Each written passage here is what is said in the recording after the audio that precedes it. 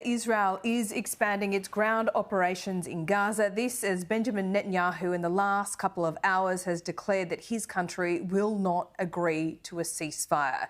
The Israel Defence Force has renewed its calls for civilians to move from the north to the south as it targets Hamas militants, it says, is hiding underneath the Gaza city in a complex network of tunnels. Joining me live now is Israel's Defence Force spokesperson, Lieutenant Colonel Jonathan Conricus. Jonathan, thanks so much for your time as always. What can you tell us about the last 24 hours and the targets Israel has hit?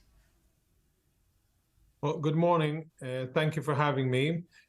We are striking inside the Gaza Strip. We are operating on the ground with ground troops, engaging with the enemy and striking the enemy wherever it is in those areas. A short moment of joy for Israel.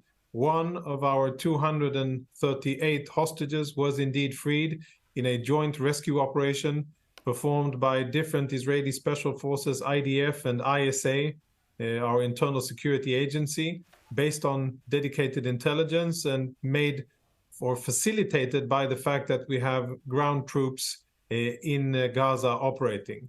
At the time, we are operating using all of the assets that we have available against Hamas with good results, and of course are very committed to returning all of our 238 hostages and to dismantle Hamas. In the IDF's view, is a ground forces the only hope of returning these 238 hostages? Does that mean that you have given up negotiating with Hamas to get them back? So we're not negotiating with Hamas. There are intermediaries in the picture, but of course not. We will. I don't think that the state of Israel will ever say no to any possibility of Israeli hostages being returned, whether it is direct, indirect, by force, or through diplomacy. In whatever way, it's great. And the ultimate aim is to have Israelis back home with their loved ones, possibly as safe and sound and as quickly as possible. So nothing would be ruled out by Israel. I note there's been several warnings from Israel, particularly for people to move from the north to the south, also at Al-Shifa Hospital, where there seems to be thousands of civilians as well as sick people taking shelter there. Hamas, as is true to form, does usually set up headquarters in places like hospitals, and I don't think Al-Shifa would be any different. But what it does is force Israel to make a choice whether to strike those targets or not. How do you weigh that up at this point? Yeah, the first thing that we have done is first and foremost to show that and expose it and to say it on record that we have information, intelligence that is very clear that Hamas uses Shifa and other sensitive that would be protected locations like hospitals, mosques, schools, and UN facilities. They use that for military purposes in a direct violation of the laws of armed conflict. So the first thing is to do is to say and be clear about it. We don't want to target anybody. We don't want civilians to be killed, and we definitely don't want a hospital to be affected by fighting. We know that there are people there who need medical care. What we do want to achieve is for Hamas to understand that they are endangering civilians by being there, and for them to make the right choice. If they really do care about Palestinian civilians and about the hospital, they should vacate their underground facilities there. They should tell all of their operatives to stay clear of Shifa and any other hospital and sensitive humanitarian location, and fight in the streets, fight from their tunnels, but not using sensitive humanitarian locations. And if they don't, because they're likely not to? If they don't, of course, we will be forced to defend ourselves and we will have to go where the enemy is. But I can assure you one thing, whatever we do, we will apply force with distinction. We will apply force with proportionality, and we will try to the greatest extent possible not to harm civilians. We understand the complexity. I think we have much more compassion for Gazan civilians than Hamas does, which I think is deplorable. And at the end of the day, Hamas will be defeated and there will be security, stability, and peace in the south.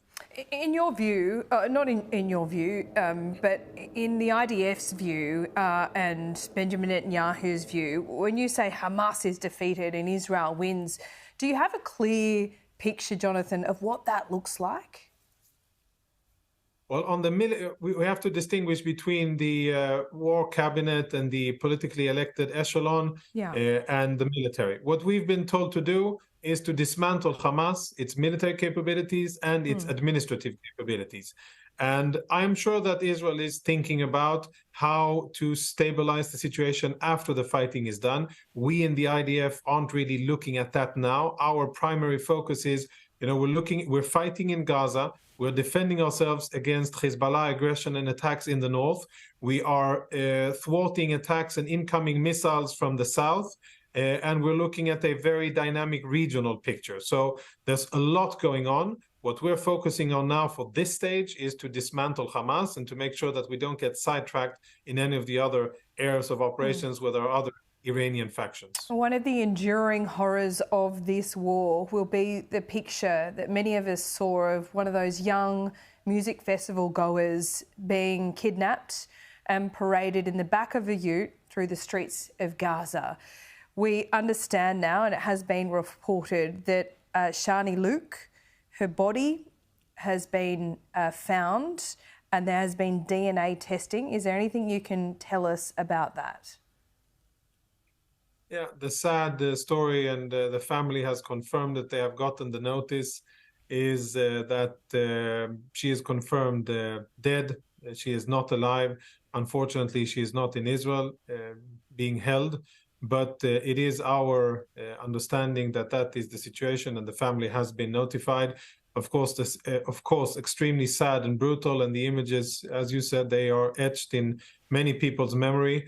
The brutality, the sheer joy of Palestinian men parading a half-naked woman at the back of a truck, joyous at their victory. They interpret this as their victory. Extremely shameful, but I think it shows the world exactly whom and what we are fighting. And as every day goes by, we hear more stories of survivors and victims and people that were wounded, of the atrocities that they faced on the 7th of October. It really gives us focus into understanding what we're facing and how important it is that we win and eradicate Hamas and create a better future for ourselves, but also for Gaza.